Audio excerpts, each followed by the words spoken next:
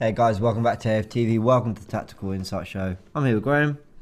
Not the show we wanted to bring to you, not the analysis we wanted to do, but we're consistent. We're here every game, win, lose or draw. Graham, give me your thoughts on the game. Yeah, a very disappointing night. Everything that could have gone wrong last night went wrong. I thought we lost our heads in the game, albeit after a very controversial penalty decision. I have to say I didn't think it was a pen. But ultimately I thought Spurs won the game because they, after a slow start, and I thought they started slow, they were just more intelligent than us in the game and they were more efficient. And although we started well with our pressing, some things to like in that first 15 minutes, but they just found a way to win. I thought they were very nervous last night, their fans, with the... they lost Romero, didn't they? And Sanchez come in. I thought there was and I think we were going to talk about today the way we identified their wide centre halves as areas where we could get some joy and press. And I thought we were getting some encouraging signs early on. But the whole game really swung on the penalty, and then it became the game was decided ultimately by this battle between Rob Holding and Song, which eventually obviously was a massive way the game played out. And in the end, Spurs, I thought, were deserved winners. Yeah, agreed. We're going to break it down, guys. We are live on YouTube. Get your comments in, get your thoughts, anything you want to add, any questions you got, let us know. It's going to be painful, but hopefully it's cathartic and hopefully we learn something from it. Because I don't know if I necessarily learned anything from it, but I think it definitely consolidated something I thought I knew going into this, and you'll see what I mean a little bit later. Let's go straight into the match stats. We've got them here. 16 shots to 8. They had more of the ball, which you expect. We played over an hour with 10 men. More passes and clearly a better XG. Not much more to say about it, is there? No, it's very difficult to take anything out of stats when you play a game with 10 men for two-thirds. So obviously they're going to have more shots than us, more shots on target. I thought, obviously, before Holding went off, it was a fairly even game. They set up obviously in a 3-4-1-2 shape with a back five, which Conte's gone with this season. I was disappointed the way we lined up. I can remember when we did the show last week, I wanted really a back five, and when I saw that Benjamin White was not available, it was a massive loss for us, I thought. Did Arteta miss a trick by not playing Tomiyasu as a third centre back? I know we're going to talk about that today. Obviously a hindsight. Hindsight's a wonderful thing. Yeah, hindsight's a wonderful thing. But we did spend time on the last show talking about what we wanted to see. Yeah. And so I think we can come in with a degree of weight behind our opinions today and say it's not all hindsight. Look back at what we said before. And I think it's a little frustrating that perhaps we didn't adapt to Tottenham as much as we maybe should have, and that is something that me and you both wanted. But hey ho, again, hindsight's a wonderful thing. It's just quickly. Not only did we not adapt to them, I thought in the game we don't manage adversity very well in football matches. No, we don't. That is a big problem for this football club at the moment. As we've made massive strides this season under Arteta, the football we've played, the results we've got, but when we're stressed in games, we collapse. And I thought, once again, that was a big reason we lost that game last night, James. Yeah, absolutely. Ibrahim is enjoying our pain, says, keep crying. Keep watching. Thank you for joining the show.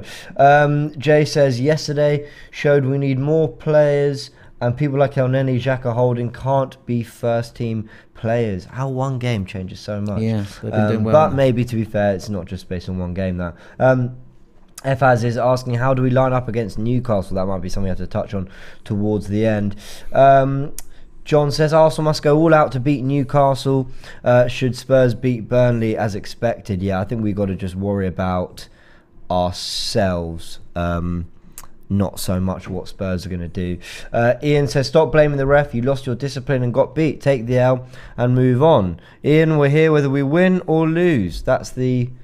We're consistent. I don't think we are blaming the ref, to be honest. But we're going to talk about all that. Let's just go into some final attacking stats. I'm a bit bitey today, by the way, with the comment section, because we have just lost the North London derby. So don't expect me to be the most reasonable. We've got some other stats here. You introduced this actually in the last show.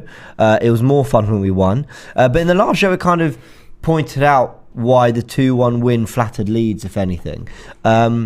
What do they tell us today? It tells us that obviously Spurs had most of the game in our third of the pitch. You'd expect that. I thought Spurs took their foot off the accelerator in the second half. I thought they got 3 goals. There was probably more goals in it for them if they really wanted to, because by then Arteta had made his decision at half-time. I thought he might have changed it around at half-time. I thought he needed to change something tactically, but all he did was go to the back 5. And I don't think... I know he wanted a back 5 at the start of the game, but that's with the right personnel in the back 5, not Martinelli as part of the back 5. But also and Xhaka in the back 5 also as well. 0-0, ideally. Yeah. So this just shows you how dominant Tottenham were. They had more final third entries, more deep touches, double the amount that we had.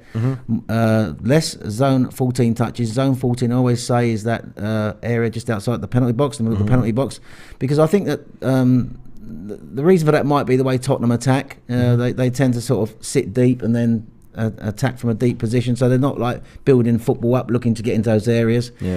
More progressive passes last night. We had more dribbles, more successful dribbles, but overwhelmingly in favour of Tottenham. They totally dominated, and they were constantly in our third of the pitch, particularly in the second half.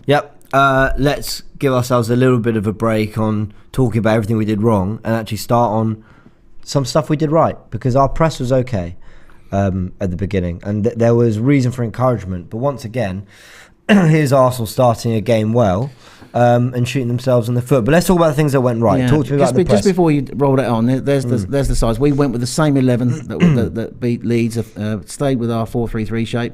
Key areas being Tomiyasu starting at left back, Cedric keeping his place, and obviously Holding. We know White wasn't fit enough to start. I mean, obviously we were hoping that Benjamin White wasn't going to be fit. He wasn't fit.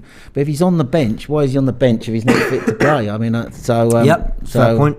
But obviously El Neni then, and I thought that Tottenham identified El Neni as being a possible progressor passing. His progressive passing from deep. So Kane, I think, was looking to get in there a lot of the time and stop the pass into midfield. And then you've got Odegaard and Xhaka as the left side and the right side in number 8s. And you've got Nketiah through the middle, Martinelli and Saka in the wide areas. Spurs with their 3, it was more a 3-4-1-2 shape, I thought. But a back 5 out of possession. With sort of Kane dropping in. And I just thought that their formation was perfect for dealing the way when we tried to attack them, how they dealt with us when we tried to build our attacking shape. But we're talking about our press now. So when we pressed, I thought what we tried to do, James, I thought that we identified their 2 wide centre-backs as where we might want to try and nick the ball up high. So we're talking Davies and Sanchez. Obviously, Romero wasn't fit to start. So let's draw it out. So Emerson and Sessegnon obviously hug the touchline. Tell me where everyone goes. So Nketiah on Dyer. Am I getting this right? Saka on Davis, Martinelli on Sanchez, Xhaka on Bentancur. And then Odegaard on Højbjerg. El Neni on Kane. Then you got Tomiyasu pushing up and out wide, and that was like how we tried to press. I thought in that first half, that was like we had some success with it. We did. I thought for the first 15 minutes we had a lot of joy pressing. I thought they looked a bit nervous at the start. I thought I wasn't in the stadium, obviously, but Sanchez obviously coming in. The Tottenham fans, obviously, Romero's a good player, and then obviously losing him would have obviously given them some concerns. I don't think Sanchez has played a game for 3 months, so he looked a bit edgy at the start, but he grew into the game. Obviously, talking about missing players, we had half of our backline missing last night, and that's not an excuse. It's just the way it was. You lose your Partey, who's your key really as your number 6, and you lose 2 of your back 4. It's a massive loss. I mean, they lost 1 player, and I think they're a bit nervous about that. But that's how we pressed at the start. I thought it was working all right for 15 minutes. And Martinelli had some good forays down our left-hand side. I think what we needed there, we talked last week about Tomiyasu being brilliant at underlapping Martinelli as a touchline winger, being able to drive inside. There were times last night, what Tottenham did really well, as Kulusevski was coming back to assist. So this is interesting because we talked about the Arsenal press, but actually when we had the ball, it was slightly different because they did. You mentioned the sort of the 1-2 with Kane dropping in, Kulusevski and so on, but it became more of almost a 5-4-1 when we had the ball. Should we draw it out? So imagine Holding's got the ball, and the back 5 obviously very tight, and we'll sort of get all the Arsenal players into shape. Xhaka high and wide, Odegaard high and wide, Son, Kulusevski dropping deep, and that was pretty much the shape. Am I right? Yeah, that's the press. Yeah, and so that's the shape when we're attacking. So when we're up high. So what you've got there, what Tottenham are doing quite cleverly, I thought. Obviously, they would have noticed how well Martinelli played at the weekend against Leeds. So that's why Emerson Royal got some assistance on that side, and then on the other side, Song dropped back to assist Sessegnon out wide. Yeah. So that was key. So, and obviously Cedric was trying to get forward to give assistance to Song. The problems Odegaard had was he likes to drop into that area, but they had two central midfielders who could just shift laterally whoever got the ball, and so they were closing off our attacking. Yeah. And a third centre back who could follow Dart, who could follow Nketiah. I thought, Conte tactically got it right last night. Arteta, once he'd gone with this formation, it shows its limitations in the way we're trying to build up when you're not playing man for man against a team who play with a back three. There was one area we looked like we might have some joy, but ultimately it's too much for him to do, and I've just highlighted in there Martinelli. Tomiyasu started at left back, but did you feel where we had a lot of joy against Leeds, they really dealt with it, Spurs, didn't they? Yeah. I mean, obviously Tottenham a lot better side than Leeds, no disrespect to Leeds. But Tomiyasu, we had said how well he did in the game against Leeds, underlapping and allowing Martinelli to do what he did. Because Tottenham was so good out of possession, this was a game when you needed a left back to really go high and wide to sort of like try and drag a player away there, because Martinelli was up against two at a time, and as good as he was, and he did put one or two useful crosses in at the start, I think they literally got our measure in the way we built up, and they were quite comfortable. I thought that both teams were fairly comfortable out of possession at the start. There wasn't a lot of saves for the keepers to make up until the first incident in the game. Yeah, agreed. Should we talk about the Spurs penalty? Yeah. Keep an eye on the comment section, guys. Do get your comments in. Some Tottenham fans having fun. Can't blame them.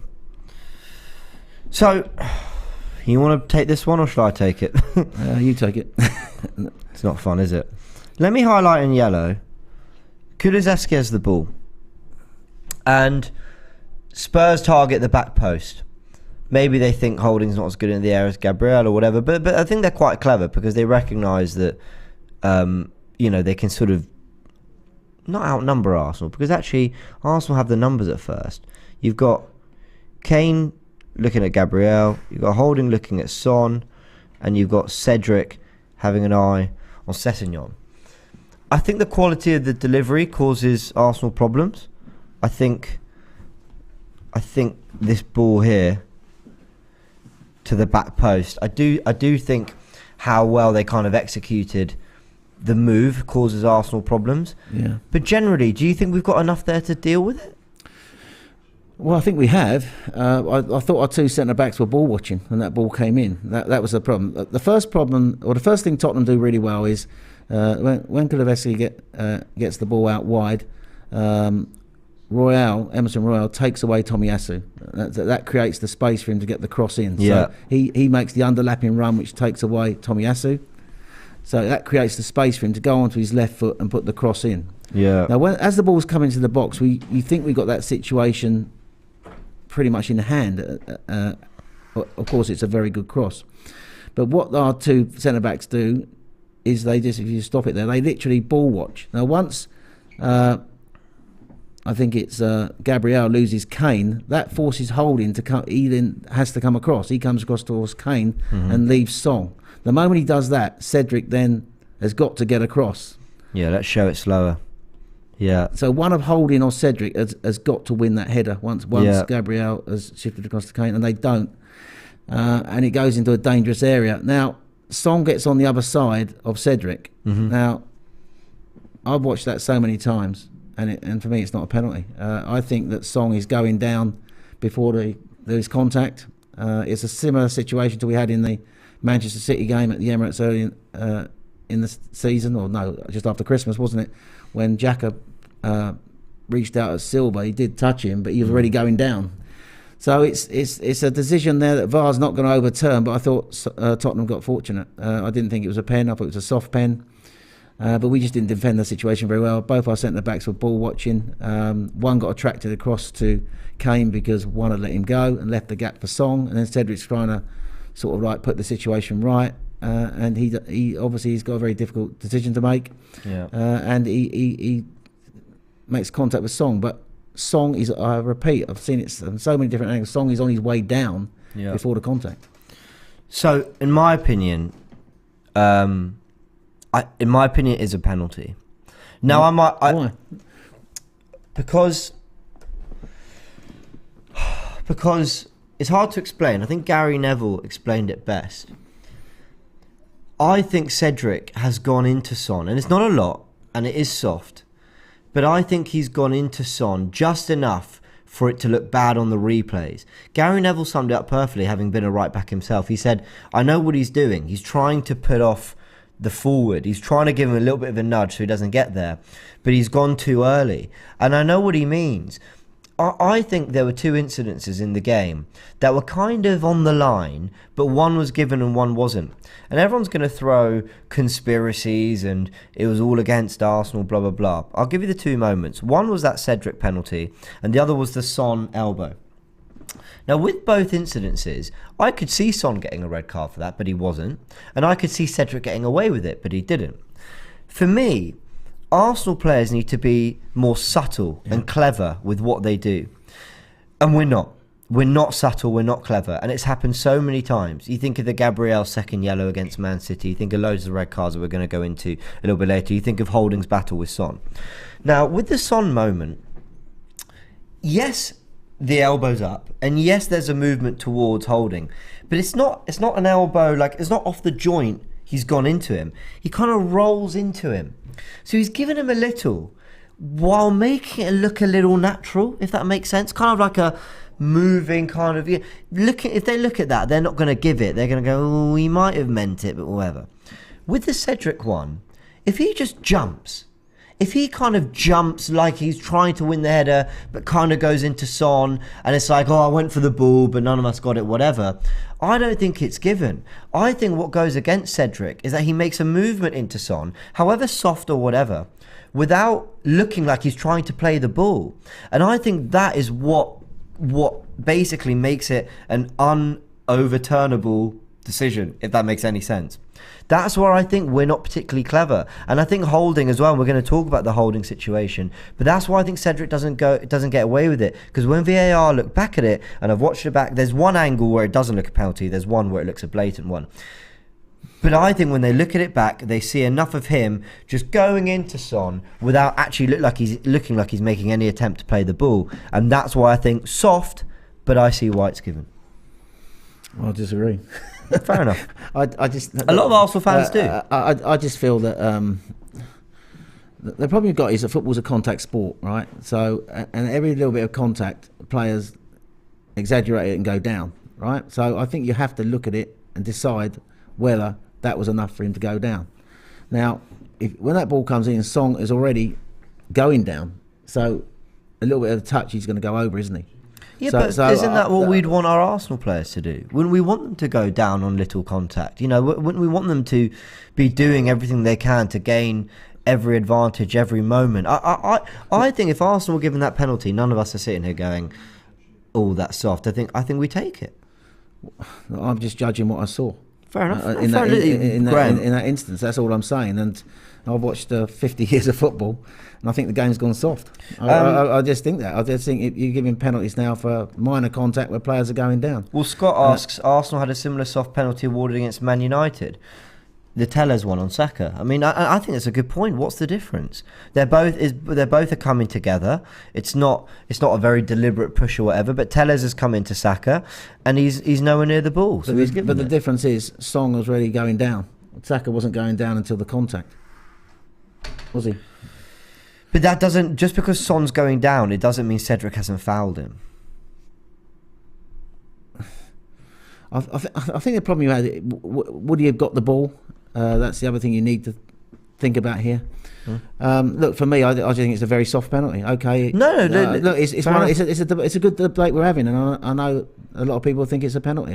For me, it's not a penalty. But I respect people who think it's a penalty. Well, the comment section is really interesting. Ty says we've got a similar penalty for similar thing against Man United.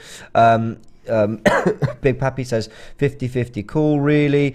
N16 says only the ref saw it as a pen and no one else on the pitch. I do think that was one thing. The Spurs players didn't really look like they were calling for it, but anyway. Big Pappy says Cedric goes into Son's back, no eyes on the ball. I think that's where it is for me. I think he just goes into it without looking like he's trying to play the ball. Arteta, Zeke says Arteta should have calmed Holding down for the red. We're going to go into that very soon. CMO says, oh shush, James. So there we go. He agrees with you. Chris says it's a penalty. What else have we got? Nick says it's a soft pen is a pen. Is it that hard for Arsenal to understand? Listen, Nico. Anyway, King Babar says, to be honest, the ref completely ruined the derby. Everyone is completely split on this.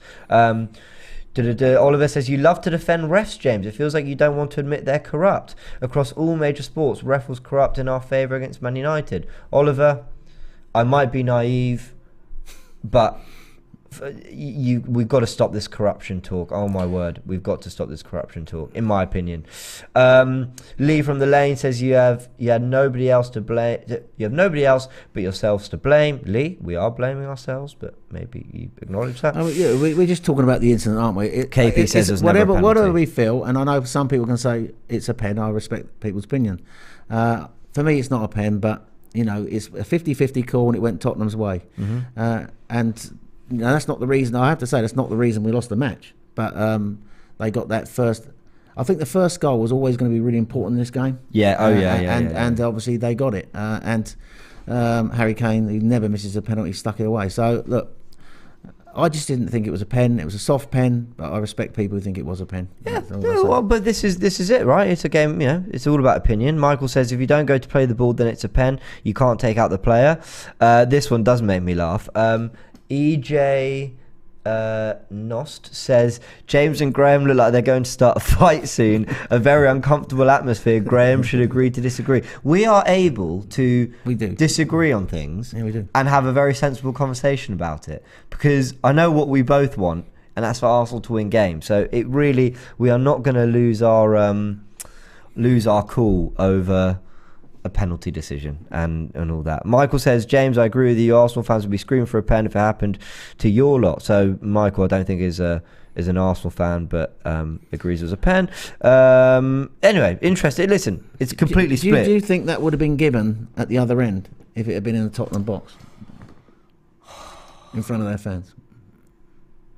I mean, I naively think maybe. I know. Listen, I know what you're saying. It feels like a home decision, doesn't it? That's the point I'm saying. I do know what you mean. Someone showed me one earlier in the season where Diogo Jota, I think Emerson Royale or whoever it was, goes into the back of Diogo Jota at the Spurs Stadium. Very similar decision. It's not given. But then I could say the Saka one with Telles, if that's at Old Trafford, not the Emirates, is that given? Yeah, maybe these things do play a little bit of a part subconsciously. But yeah, anyway, very interesting discussion. We'll move on from the penalty. We've got to talk about this Holding versus Son battle. Let me show you an interesting stat as my iPad decides to refresh and I lose all my graphics. So give me a second, guys. I'll just pull it back up. Just talk to us about the battle. I just thought that that was the battle that decided the game. I thought that Rob Holding got caught up in the emotion of the game. And he wanted to win his battle against Song more than thinking about the bigger picture. And he was incredibly naive in the game. Song, who is a world-class player, literally sort of exposed his limitations. And I think the problem you got with Rob Holding is, I've said it before, when he plays in a back five, he is a very good defender.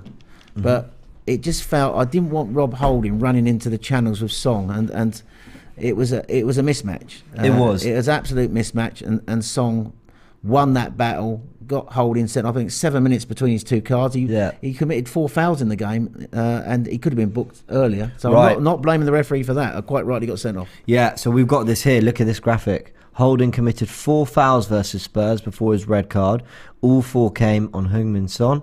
This is the most fouls he's ever committed in a Premier League game, and he only played 33 minutes. Thank you very much to Opta for that stat. I'm going to apologise. Maybe I don't need to apologise, but I'm going to say this now. There's quite a lot on Rob Holding here, and we talked about him a lot yesterday, and I like the guy, and I think he gives his all, and I think he was probably following instruction more than anything, but he had a night to forget, and I think we really need to break down why, because that is a really damning stat. I'm going to take it back to the tactical pad. Let's have a little look here. Arsenal press. Right. As Arsenal tried to press in the game, this battle, as you've mentioned it, was key. And it was on the whole time. Holding versus Son. The whole game, Holding was clearly told to get really tight to him, almost follow him wherever he goes. And when I say follow him wherever he goes, let's just get the 2 teams up. So let's sort of envisage Kane in this space. They have the ball. We know Emerson and Sessegnon like to, they'll be wide. Højbjerg, we move them all up the pitch. So Spurs have the ball and they're looking to play. Arsenal looking to press, as we've mentioned. And James, they don't normally have that many players that far up the pitch. They normally play in transition from deep. So. Very true, but let's get our one dig in there while we can. What Arsenal, I felt, did for a lot of this game, as Son came across into these spaces here, Holding went really tight, far with him. Yeah. And then Arsenal would kind of come across, and you'd almost have this constant space. We'll do it in red because it's Arsenal space. You almost had this constant space, always vacated, because Holding's job was to follow Son. And if you look at where a lot of the fouls are committed, one was here, one was a little bit more inside. The actual ball, I think, that gets him sent off. From Dyer. I'm pretty sure Arsenal are quite high up the pitch. They were, yeah. And, oh, sorry, I'm making a bit of a mess of this, guys. Be patient with me. Yep, still making a mess of it. Let's sort of bring everyone here. But Rob Holding's sort of here. And the ball's kind of played in beyond. Like, it's not going anywhere. And Son engages, Holding engages with Son. But everywhere he went, he followed him. And there was almost this, like, gap in our back four where you had 1, 2, 3 almost holding this line. And there was always just this vacated space behind, because Holding was going to engage with Son. Everywhere he went, he wanted to get touch tight. Now, people were getting a little bit confused with, I think they were thinking I was maybe doing a bit of revisionism in hindsight and stuff. I don't have a problem with Arteta pressing Spurs. I don't have a problem with him saying, I'm going to trust the boys to go win their individual battles one-on-one. I say I don't have a problem with it. It's not what I would have done. But cool, he wants to take the game to them. But there was something about that Holding and Son battle. He was losing every single time. Every time he went touch tight against Son, even when he did get his foot on the ball first, Son would just spin him and roll him out the way and win a foul. And then it became scrappy. And then he's throwing him over the top, and then there's an elbow, and then there's all this going on. And it became like this personal duel that we didn't need to get involved in. We didn't need to win the game, and we didn't need to engage in these really silly battles that get the crowd going and start winning Spurs fouls and start getting players booked. And I was really disappointed that Holding got involved in this. Yeah, he did. I thought that right side actually was an issue for us throughout the game. I think Tottenham, I did a bit of homework on them before the game, and they do attack more down the other side, on their right side more. Yeah. Funny enough, even though songs on that side, they attack down the other side more. Something like 39% of their attacks go down the other side of the pitch. But on this night, they identified our right side as our weakness, and they do like to overload on that left-hand side with the wing-back coming up high to support Song. So it was an issue for us all through the game. I thought Cedric and not only Holding, Cedric had an issue as well. Yeah. When they went forward down that side, and we just couldn't cope with it down that side. I mean, what could we have done differently? Could Tomiyasu have switched sides? Because Tomiyasu, it felt like it is more a right-sided game for us in this game.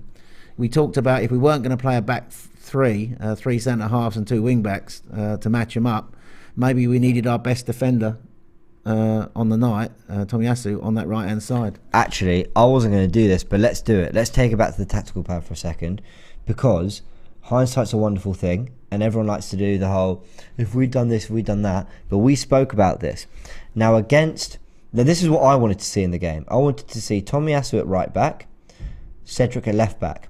Now, for a lot of people, well, what's the difference? Because Holding was marking Son anyway. So what does it matter? Because at the bridge, we saw the blueprint. We saw the blueprint in that game. We know that this is the shape Arsenal want to attack in. They want to attack in a 4-3-3. They want to press, fine. But against Chelsea, what we did, it was Tavares in the game. But basically, the left wing back would get across and press. And then we had our centre-back shift across. You had Ben White playing on the right on that game, now, didn't you? You did have Ben White playing in that Tomiyasu role at right back. Yeah. And Saka at right wing back. Yeah, Saka at right wing back. I talked about this to you last week. I wanted to see 3 centre-halves and 2 wing-backs, didn't I? To match them up, to give us a best chance of not being in this position where Son can spin in behind or draw out our centre-backs. So that was something we talked about. But having gone with the back 4, could you put Tomiyasu on the right-hand side? It's possibly something that is a chance missed. Tomiyasu, I think he likes him on the left-hand side because he's 2-footed. He's right and left-footed. So I understand that. But Cedric and Holding on the right-hand side against Song does look vulnerable, doesn't it? And that's how it played out in the game last night. That's exactly it. And I just think if he'd gone for this hybrid system where it's a back 5 when we don't have the ball, but when Arsenal win it, Odegaard shifts inside, Saka comes forward, and they pull out. I think we did it against Chelsea. We did it a couple of weeks ago against Chelsea. I mean, there were times in the games where we were defending in a 5. We were certainly defending in a 5 after half time. Martinelli dropped deep a lot. Actually, deeper. Even with 11 men, he was dropping. Yeah, he was dropping, to be honest. But I'm talking about playing the right 5. Do you know what I mean? If you've got 3 centre defenders and then 2 wing backs, not asking one of your attacking players to drop back in the 5. I know he can do the role, but it's not as good as having the right sort of personnel in the right shape. So, I thought it was a chance missed by Arteta. In-game management again, I think it's something that he struggles with. I'll be honest with you. In-game management, where he didn't react quick enough when Holding went off, in my opinion. He let it drift too long, and then in the second half, by the time he changed it, I thought the game was gone. But look, it's so easy in hindsight, and everybody criticises in hindsight. That's the beauty of football. It is the beauty of football, is that we can talk about it in this, But one thing I will say, and I said it on here last week, that really we needed to match up formations and possibly play Tommy on the right hand side. But that's what he went with. But this is why I know everyone does the whole, but in hindsight this, in hindsight that. We sat here and we said what we wanted to see. We knew we were worried about those key battles. But anyway, one thing I will say, if you check out, I know Tottenham fans won't want to watch it, but Arsenal fans, if you check out last week's show, we did after the Leeds game, we did a little section at the end on what we wanted formations, didn't we? Yep. So it's there for everyone to see if anyone wants to go back and watch it. We did. Now, I understand Arteta wanting to stick to his principles and take the game to Tottenham. Cool. I think he's done that in every game. He took the game to Liverpool at the Emirates. He took the game to Man City at the Emirates. He took the game to Chelsea at Stamford Bridge. That's what he wants to do. Fine, I understand. Although at Stamford Bridge, I felt he tweaked it a little bit better. Now, a player that is key, and I'm going to bring up these numbers here to show you, is obviously Ben White. Now, what are we looking at here? This is going to sound a bit embarrassing. Basically, the closer you are to 100 is how good your percentile ranking is. What it basically does is it looks at your numbers per 90 and it ranks how you are compared to other Premier League centre-backs. So basically, the higher the number, the better. Ben White here, his percentile rating against Rob Holding for key attributes and key stats when it comes to man-marking a player like Heung-min Son are far superior to Rob Holding's this season. You're looking at attacking third pressures, so getting high up the pitch and putting pressures. He's in the 78th percentile, Rob Holding's in the 53rd. Touches in the middle third, being comfortable with the ball in those more advanced areas in the pitch. 79th to 57th percentile. Interceptions, he ranks a lot better. Fouls drawn, another big one when you're getting into individual battles, he does better on. And dribbles contested, so when the other player's dribbling at them, going on and fronting them, he's obviously ranking a lot better than Rob Holding. Now, I know what a lot of people are probably thinking.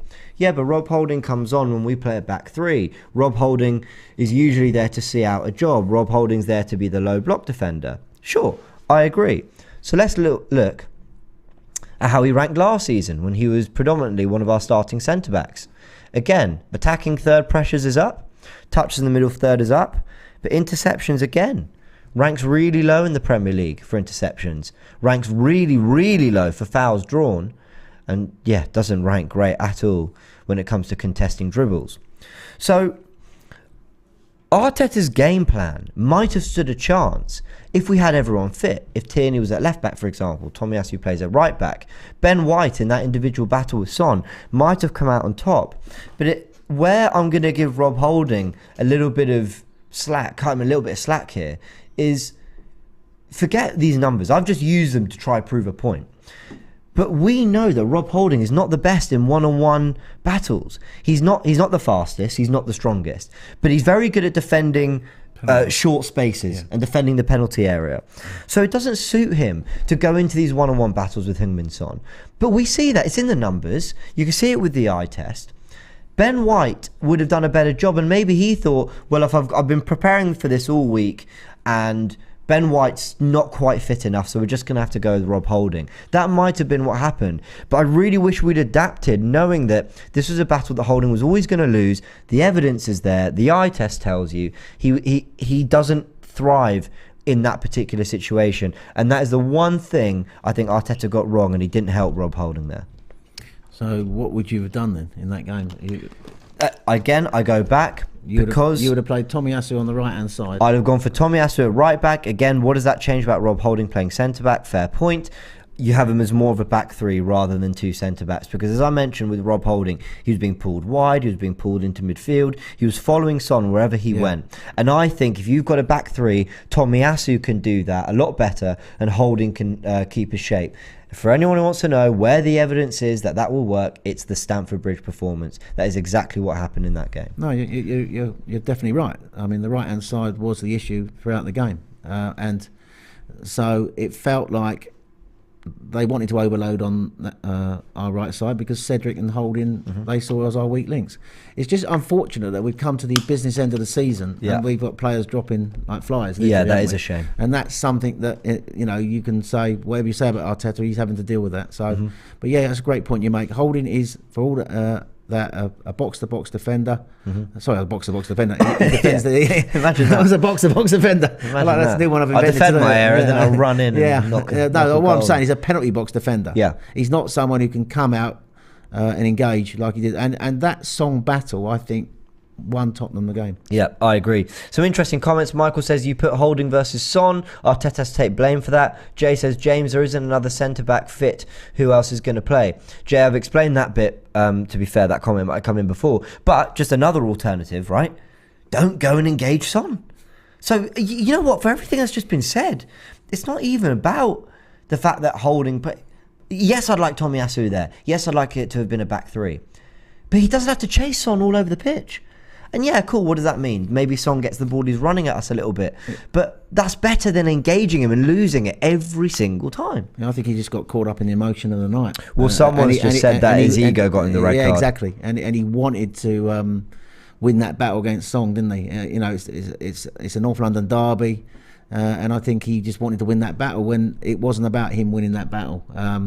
Didn't have to. I think that if you look at it, the sending off is a sending off. The Dyer plays the ball over the top, and he just blocks him off. And the thing that really annoyed me about it when I watched it was Song was not getting that ball. Yeah, that was going to Ramsdale, wasn't it? Yeah, and he didn't need to do that. But he just, so unbelievably he's needless. Just caught up. He's just lost his head, and that's what I said. One of the reasons why Tottenham won the game, they kept their heads. They were cool and intelligent. We just lost our heads, and unfortunately it's costing us in games this year. Well, we talk about red cards. I'm going to recycle graphics because we've done this before. So keep up, because there's a few here to look at. This is every red card under Mikel Arteta. We haven't added last night's. We're going to fly through this because we have done this in a previous show. But here are the red cards and what the red cards were for. These are the first, how many have we got there? 7, 8. and then we've got another 7 or so there. Again, on the right, you can see what they've been given for. And then what we did when we did this show last time, we then went and ranked kind of whether they're needless, whether it happens, whether it's unfortunate, unlucky, and we've done it here as well. Yeah, I think that if you look at the red cards we've had in games this season, a lot of them come in big games, cost us games. You think about it, we had Xhaka sent off at Manchester City, we had Gabriel sent off in the home game against Manchester City. Obviously we had Holding sent off last night, and in the cup semi-final against Liverpool, both our midfielders were sent off in both legs. I think Xhaka was sent off at Anfield and Partey was sent off at the Emirates. So there is clearly a discipline issue at Arsenal. We're going to look at the roundup stats. So we've had something like 13 players sent off under Mikel Arteta. That's 5 more than the next nearest rival, which I think is Brighton. But so there is clearly a discipline issue at the club, and it's costing us in these games. Can't blame the referee for that tonight, last night, because it was the right decision. Yeah, it was. Let's get into the roundup stats, guys. This has been painful, but I think we've had a really good conversation about it. I think we've really sort of dug into the hows and the whys and what could have been done, but we move on.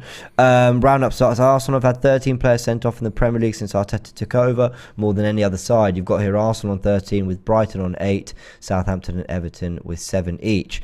Rob Holding's dismissal after 33 minutes is the earliest in North London derby since Adebayor for Spurs in November 2012 in the 18th minute. I remember that. Rob Holding made 4 fouls, as we mentioned, all 4 against Son, the most he's made in a Premier League match. Arsenal now won just 5 of their 30 Premier League away games versus Spurs. I mean, it is a North London derby that favours the home team. Yeah, massively. I think the stats are something like the away team has only won like 12% of away matches in the North London derbies. I mean, we haven't beaten Spurs at their stadium since 2014. That Thomas Rosicky pile driver, a fantastic goal, and they haven't won at the Emirates in the league since 2010 when they came back from 2 down to win 3-2. So. The North London derby does massively favour the home side. I accept that, but just so when I thought about that game last night, I did think that Spurs were favourites to win it. Yeah. But it's just how the game panned out that's really damaging for me. The fact that we've lost Gabriel to an injury now, James. Yeah. We don't know how serious that is, and also the fact that it wasn't just a beating. It wasn't just a loss. It was a beating, wasn't it? And you just wonder how the players are going to pick themselves up for the Newcastle game. I'm pretty good at swallowing defeats, even the most heartbreaking ones. I'm pretty good at dealing with them. But what always gets to me, and it's Arsenal, more than any other club, it's Arsenal. We shoot ourselves in the foot. Now that is not, hear what I'm saying, don't hear something else. I'm not sitting here going, we gave it to Spurs. Spurs deserve their credit. I'm not going to do that. I'm an Arsenal fan. But Spurs deserve their credit for what they did right. But listen to what I'm saying. It's that another game where needless red card. Cool, penalty we did disagree on. Let's even forget about the penalty. Such a needless red card. Such needless errors. Such a moment where you just think, you can be 1-0 down in a North London derby. It's actually a derby that favours the team that goes behind. Typically, the team that goes in front doesn't actually win it. That's history is. If you look at our record this year, when we've gone behind, we've lost 9 of our 10 games where we've gone behind. So when we go down, we struggle to come back. Well, that's absolutely true. That's true. But for all that. I don't know if you can say that. I was just going to say it's frustrating. Yeah, it is frustrating. It's just go there, right? And if Antonio Conte and Harry Kane and Heung-min Son pull a masterclass and you lose, we're going to hate it and we're going to dissect it like we would any other game. But at least we can look at things and go, sometimes you've got to accept quality prevailed. Sometimes you've got to, like Man City. I want to be able to sit there after the game and go, Man City's quality prevailed. But it didn't. We gave away a penalty again. We got a man sent off again. What does that sound like? Sounds like last night, after we made a good start. And it's just really frustrating that it always seems to be Arsenal that they'll always play a part in punching themselves in the face. It's not enough getting beat up. We've got to hit ourselves in the process. We've got to trip ourselves up as we're running away from the people who are trying to, it's just like, why do we do this every single time? Is it an Arteta problem? Is it a player problem? I don't know. Is it just ingrained in our club? I don't know. You can't blame Arteta last night for Holding getting sent off. As much as I know he asked him to track Song, but I think I agree with that. He can't kick every ball on the pitch, can he? But that's just poor decision making by Rob Holding. Well, Jatender here says, if you look at the fouls on Son, he knew what he was doing. Mischievous at best. Arteta should have asked Holding not to be aggressive after the yellow. Also, second goal, Nketiah was at fault. Yeah, I won't break down the corner routine and all that. To be honest, the second goal was a direct consequence of having a player sent off, because when he gets we got no centre back in the middle of the defence when he gets the flick on to deal with it, and then Kane appears at the back post to nod it in. So that we've lost our centre back there. So that was a direct consequence of Holding getting sent off. But for all that, I think we really need to at least sort of like see it as obviously it's a bit of doom and gloom today. We've lost our North London rivals, and they're now only a point behind us. But it is still in our hands, James. It is. We still go to Newcastle, where and that roundup stat you've got there, I know you're going to read out, just tells you what a wonderful record we've got at Newcastle. Right, so I think there's two nice ones we can end on, because I like this one. We're going to do it. On a happier note, Arsenal still won as many league titles as Spurs at White Hart Lane. I know we lost, and Spurs will have their moment, and that's fine. But let us get a little bit of something in there. And Arsenal have won 17 and lost just one of their last 18 Premier League games versus Newcastle. It's still in our hands. And when all is said and done, and I said they could win the game 10-0 and they wouldn't leapfrog us, we are still fourth. We are still 2 games away with Champions League football in our hands. We can go to Newcastle, and then we've got Everton at home. We're not talking about Man City away. Newcastle are a good side. They're a good side, and I'm nervous.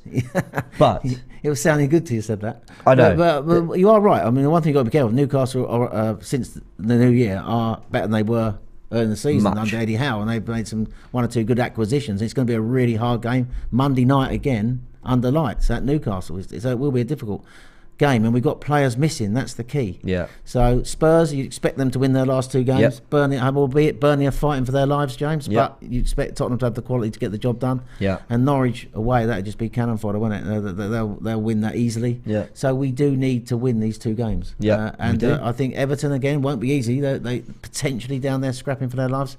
But, Arteta said it last night. He just said, right, that game's gone, didn't he? He said that game. I liked his interview last night. He just sort of said, the game's gone. It's now about Newcastle. Yeah. And it is about Newcastle. And we've got to get not only bodies back, but we've got to get the players in the right frame, the right mentality. I think last night, Spurs' mentality was better than us in that game. Yeah. We lost our heads. They kept their heads. They were efficient and intelligent in the game, and that's why they won the game. And we just capitulated on the back of been on the wrong end of a 50-50 decision, and then certain players lost their heads. Yeah. And I just think that we need to just forget about that now it's gone and just focus on this Newcastle game. It's still in our hands. I repeat, it's still in our hands. Yep. And we're going to end on that, guys, because it is still in our hands. Arsenal have the opportunity to seal Champions League football regardless of that North London derby result. And if there's one positive, it's that we can flip this around very, very, very quickly. A win at Newcastle and knowing Everton at home is our final game, I think it's an opportunity just to send a message back, just to go, hold on, you had your night, but we're going to bounce back. Now, Arsenal tend to go on good runs and bad runs. Let's hope this is a one-off and Arsenal can put it right. This is a big game against Newcastle. Guys, thanks for joining. The sports analyst with the final super chat says, if you blame Arteta, you just hate the man. Arteta in. I think we need to just very quickly stop with this. You blame. It's not blame and all one person's fault. It's not we lost because of Arteta. We lost because of Rob Holding. There's always a lot more. It's always a lot more grey than that. It's never as black and white as that. And we've got to look at.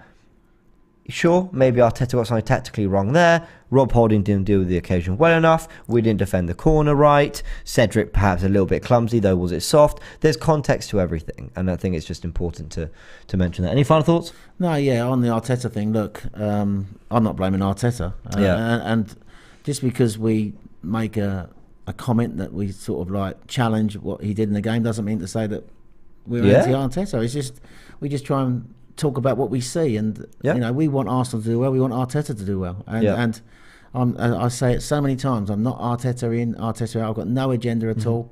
I'm just being honest. And that's all I be. Agree. But I will end on this. Give credit to Mikel Arteta. We lost our first 3 games of the season. He's got us to the brink of Champions League football this season, and that is no small measure down to the fact the way he's coached the team, managed the team, the way he's got us playing in a style of football that the fans have enjoyed. He's actually re-engaged with the fans. That's the reason why he got the contract as well. He's re-engaged with the fans this year, the club, the players and the fans. And I think he's done a good job this year. And I think, it'd be wonderful if we could get it over the line. And we'd be here singing his praises, wouldn't we, if he did it? But no agenda against Mikel. And I think he's done a good job this year. But we do need to see, I think, as all Arsenal fans, we do want. And I know European football was the target this year, and we've achieved it. But if he could achieve Champions League football, it would be massive, wouldn't it? I completely agree. We'll end it on that, guys. Arsenal, you know what to do. The task is there. The path is clear. You've got clarity. You've got to win. You've got to win the next 2 games. Go get it done. Check out all the content coming out from AFTV in the coming days, because we're straight back into it. We're straight. Spurs play Burnley on the Sunday. I'm not really too focused on that. It's about Arsenal, Newcastle on the Monday night, and Arsenal have a big opportunity to send a message back. Send a message back and bounce back and show that, this is well and truly in our hands. So go get it done. We'll leave it there. Like the video if you enjoyed it. Check everything coming out on the channel. If you're a subscriber, you'll get the notifications coming through. So do subscribe, and you'll see everything coming out on AFTV.